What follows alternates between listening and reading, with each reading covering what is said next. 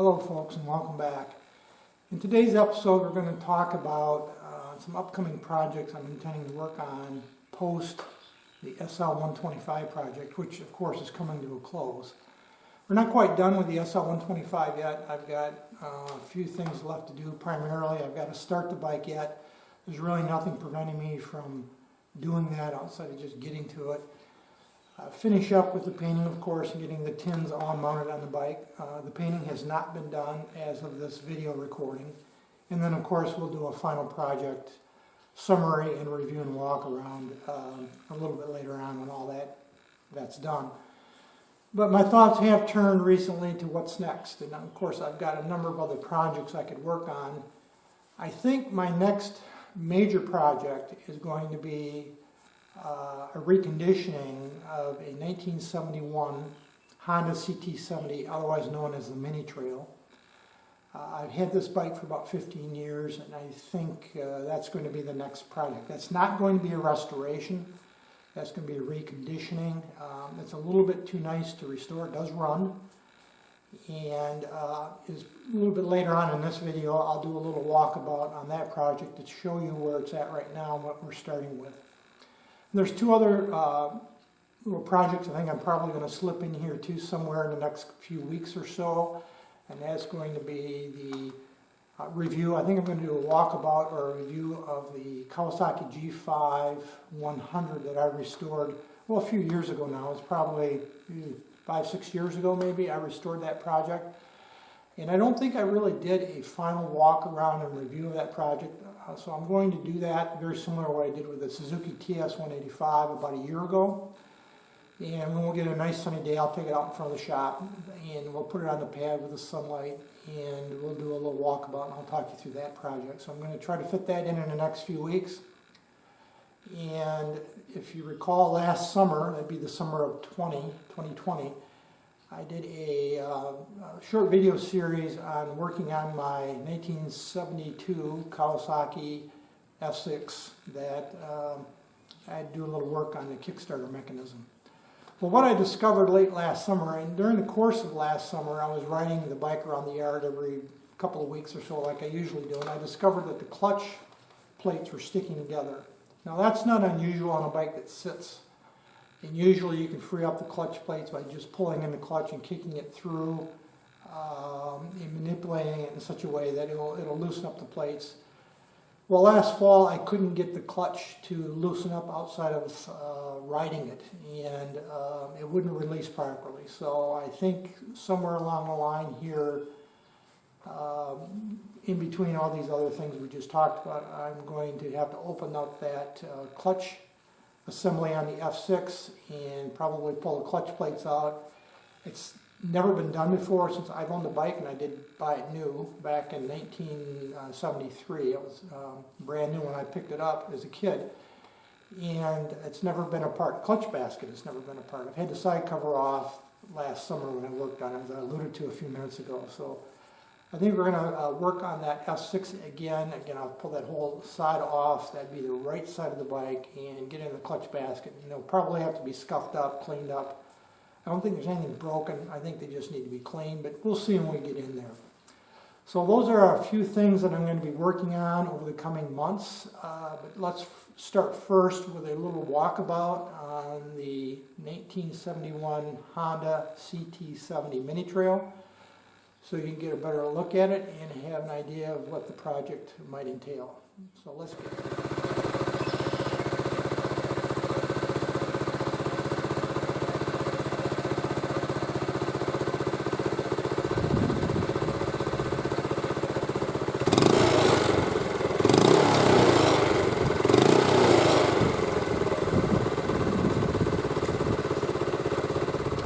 Before we get started, a couple of comments I want to make. I am recording this outside, obviously in front of the shop on the pad, and it's a little breezy today. It's been breezy for weeks actually. There's not much I can do about that, so you're going to have to bear with me on any wind noise that we might pick up, and as well as a lot of birds you might hear in the background. We're well into nesting season, and I have red-winged blackbirds, meadowlarks, bobolinks, and there's other birds that are nesting in the hayfield, which is just outside of the shot here. So you might hear some birds in the background. So you're just going to have to bear with me on the audio here, folks, today. Anyway, an original 71 mini trail. I picked this up about 12, 15 years ago. I wasn't looking for one, but an acquaintance of mine at work had this bike, and he approached me about getting it running, and it had not been running many years. It actually had belonged to his wife. It was a family bike when she was a kid. And I did get it running for him. I put a new clutch cable on it, if memory serves. I did replace the carburetor at the time with a new Keihin. That is not Chinese, that is a Japanese carburetor there. It's a Keihin model. It's virtually identical, with a couple of little minor exceptions to the original carburetor. Changed the oil, those kind of things, gave it back to him. And about 2 years later, he came back to me and said, "You want to buy it?" He had some health conditions that was preventing him from being able to ride it. I really wasn't interested at the time, but he kind of pestered me and said he really wanted me to have it, so I paid a grand total of $250 US for this bike. It's worth a lot more than that now, certainly. And what's unique about this bike is it's an H model, which means it's got a manual clutch. It's a 4-speed manual transmission rather than that semi-automatic transmissions, so 3-speed semi-automatics that many of these, or most of these mini trails came with it back then. Because it is a manual 4-speed, it's worth quite a bit more money than a traditional mini trail, even though the original mini trails are quite valuable as well. Again, it's pretty much all original. I am not intending to restore this. I am intending to clean it up and recondition it, replace the wear items. And as you can see, it does run. I started it before I started the video only because I didn't want to go through the startup procedures. Hondas typically run a little bit on the lean side, so they require a lot of choke till they warm up. I just wanted to dispense with all of that and show you that it does in fact run. It runs pretty well and starts in 2 or 3 kicks or so. In terms of the work that I got planned for this, well, the exhaust system right here has been brazed. I'm not sure whether I'm going to repair or replace that. You can buy, by the way, almost all the replacement parts for this. Believe it or not, almost everything you can buy pretty much for this bike new. So the exhaust system, I've got to make a decision on. The headlight shell up there needs some work. We'll talk about that. And so we'll do a little bit of a close-up walk around of the bike here, and we'll get in a little bit more detail. Let's start at the front here, and you can see the headlight shell has been beat up. I did not do that, which you see there. Someone's just started to attempt to fiberglass that shell. Obviously had some significant damage to it. You can replace those shells already painted. That's, I think, called Topaz Orange, I think Honda calls that. And you can literally buy them brand new. The problem with replacing that shell with a new one is the paint's not going to match, because obviously this paint's original and it's probably faded. Of course, it's 50 years old after all. I am not intending to repair that shell because I'd have to paint it anyway, so I will probably buy a new replacement shell and have to live with the mismatching paint. But that's one of the most significant visible items that needs work on the bike. The tires are well worn, both the front and the rear. The rear tire doesn't hold air very well, so at minimum it's going to need tubes. Probably going to replace the tires. Be curious what the viewers think in terms of how far I should go in terms of replacing the tires or not, but I'm inclined to replace them with new. Here I think you can see, again a little closer for you, see someone has attempted to braze up this exhaust system, and it did work. But it's not done very well, and they brazed the heat shield onto the pipe, and like I said, you can replace that whole unit. I think they're around $180 new. I think they're Honda brand even, believe it or not. Clutch cable was replaced, as I mentioned, quite a few years ago, but it has almost no wear on it. As you can see, the sun is coming and going, so again, I hope this doesn't wash out. everything works on it. You know, the brakes are fine, the speedometer works. It's pretty much all original.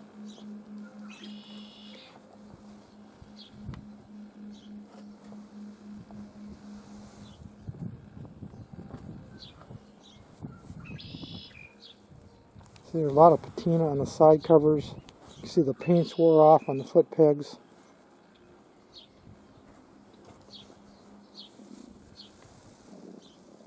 Let's take a look at the speedo.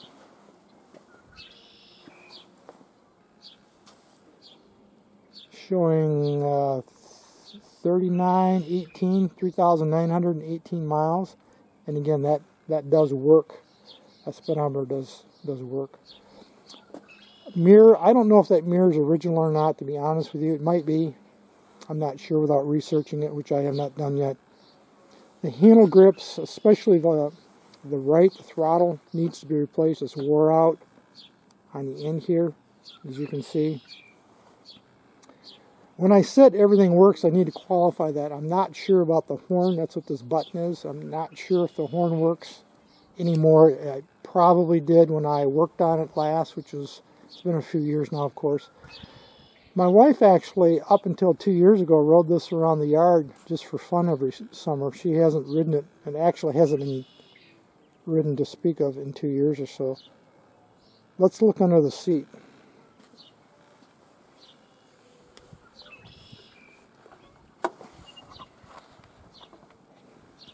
I don't know how much you can see in this light under the seat, but it's got an original registration for a plate. See right there from 1972. I covered up the owner's name and address for privacy purposes. That I think was, the name on there I think was the father of the young lady that owned this bike, her family. So apparently they put a plate on it back in the day, 1972, $7.50 to register and get a plate. The seat pan really needs to be replaced up here, and by the way, it's got a toolkit, and it's pretty rough inside. The tools, I think they're all there, but it's not in very good condition anymore. Let's see if I can get this to open up. There's the toolkit. And Pete, you remember we talked about red-handled screwdrivers in context of the SL125. Well, I think that's an original right there. I have not really opened this up to speak of in terms of taking the tools out. You can see what it looks like there. Back to the original conversation about the seat pan. It has a fatigue crack. Let me switch sides here. I know that sun is coming in and out, and it might be washing this out a little bit. There's a fatigue crack on both sides here that someone has attempted to repair by stitching it here around. Again, you can buy seat pans brand new, so I'll probably end up replacing the seat pan just because this one is, well, it's pretty bad shape actually. And then I'll probably recover or put a new cover on the seat, of course, at the same time. I'll save all these parts. I will not dispose of anything. I'll keep them with the bike. And underneath the seat, that battery, I put a new battery in it.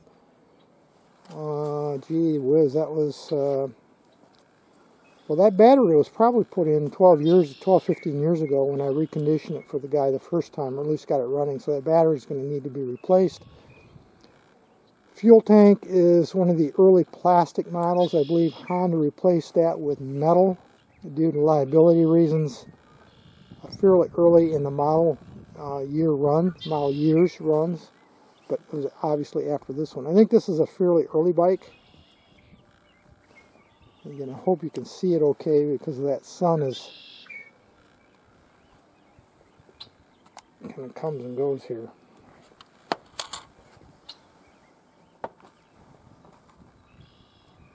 So you can see the general condition it's in. It's in very, very good condition for its age.